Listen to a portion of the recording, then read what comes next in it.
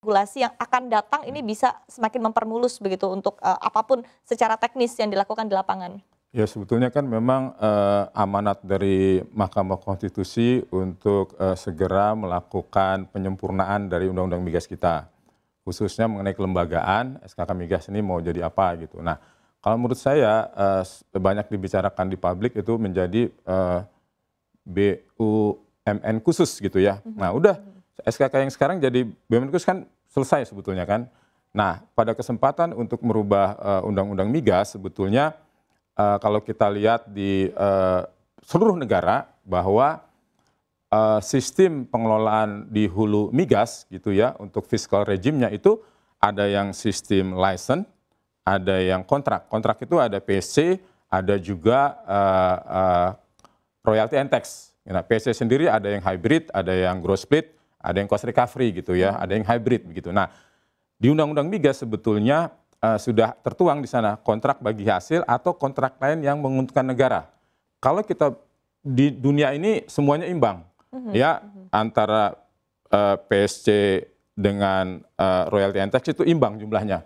Begitu pula dengan yang sistem perizinan gitu ya, licensing gitu. Nah, jadi ini kita buka semua mumpung ini sedang akan membahas revisi Undang-Undang Migas. Semuanya punya kelebihan. Kalau kita mencontoh Amerika itu pakai sistem royalty and tax, itu produksinya bisa meningkat sampai 6 kali produksi ya, migasnya. Begitu pula sebetulnya di kita dengan undang-undang dasar yang sama, begitu ya.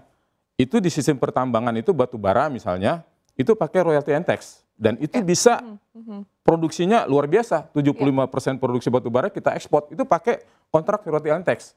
Jadi sudah kita buka aja semua sistem apapun yang berlaku di dunia ini, dituangkan ke dalam undang-undang migas, begitu ya. Nah, term condition tergantung oleh Menteri SDM, karena di situ sudah diatur, Menteri SDM punya kewenangan untuk mengatur term and condition-nya. Tapi jenis kontraknya bebas. Dilelang saja, semua investor, tadi Pak Tumbur bilang kan, kita kurang investor nih. Udah investor dibuka, silakan mau pilih yang mana. Tapi cara meminimalisir error and trial-nya seperti apa ketika semuanya dibuka? Nah, kita kasih selembar kertas di dalam dokumen lelang, dia tinggal ngisi. Mau pakai jenis kontrak apa, FTP-nya berapa, royaltinya berapa, bagian negaranya berapa, tax-nya berapa. Nah, sudah kita kasih saja, yang penting dia investasi bawa duitnya, melakukan eksplorasi. Once itu bisa discovery, kita bicarakan lagi, Pak, saya discovery-nya cuma kecil, di bawah 500 juta barel. Kalau nggak dikasih insentif, kita nggak bisa ngembangin, kita nggak bisa ngobrol lebih lanjut gitu. Tapi kalau discovery-nya besar-besar, ya sudah, kalau perlu kita minta tambah dari kesepakatan awal gitu. Jadi sistemnya masih fleksibel, tergantung nanti discovery-nya besar atau kecil. Tapi semua kita buka, kasih karpet merah bagi investor, dia maunya apa. Nah itu yang kita tuangkan harusnya di dalam Undang-Undang Migas kita revisi. Yang kedua adalah yang kita lupa di Undang-Undang Migas sekarang itu cuma ada waktu eksplorasi produksi 30 tahun. Lupa ada waktu POD, Masela misalnya. Ini belum produksi tapi kan molor terus. Waktu POD-nya itu sudah habis. Harusnya kalau kita strict peraturan ya sudah balik ke negara, kita lelang lagi. Idealnya berapa lama berarti waktu untuk POD-nya sendiri? Nah, maka sebetulnya kasih waktulah 5 tahun gitu. Tetapi ada waktu perpanjangan misalnya, 1 kali 10 tahun. Jangan perpanjang terus, nanti nggak dikembangkan. Produknya nggak akan bisa naik gitu. Jadi kita harus tegas di regulasi itu. Masa POD kasih 5 tahun, ditulis, bisa perpanjang 1 kali. Nah, masa produksi juga gitu. Bisa diperpanjang 1 kali, yang berikutnya tergantung nanti keputusan pemerintah. Jadi ada kepastian bagi investor bahwa dia bisa diperpanjang minimum 1 kali 20 tahun misalnya. Kalau sekarang kan tidak jelas, hanya dapat diperpanjang. Jadi kontraktor yang existing itu bisa ngajukan perpanjangan, tapi belum tentu disetujui. Jadi lebih pasti ya bagi investor waktu lebih pasti, baik antara eksplorasi dan produksi maupun masa perpanjangannya.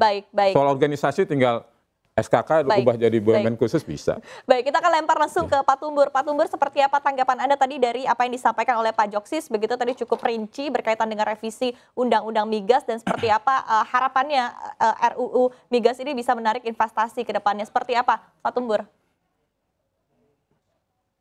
Kuncinya satu dari investor, kepastian hukumnya. Jadi kalau memang mau dirubah cepatnya.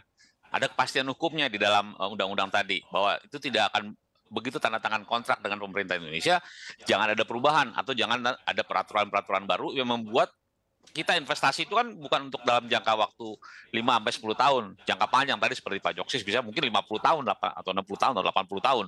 Nah, kita tanda tangannya sekarang. Jadi kepastian hukum itu begitu tanda tangan, itu pasti akan terus seperti itu. Jangan di tengah jalan dirubah atau ada perubahan harga lagi, ada perubahan politik, jadi perubahan aturan mainnya berubah lagi.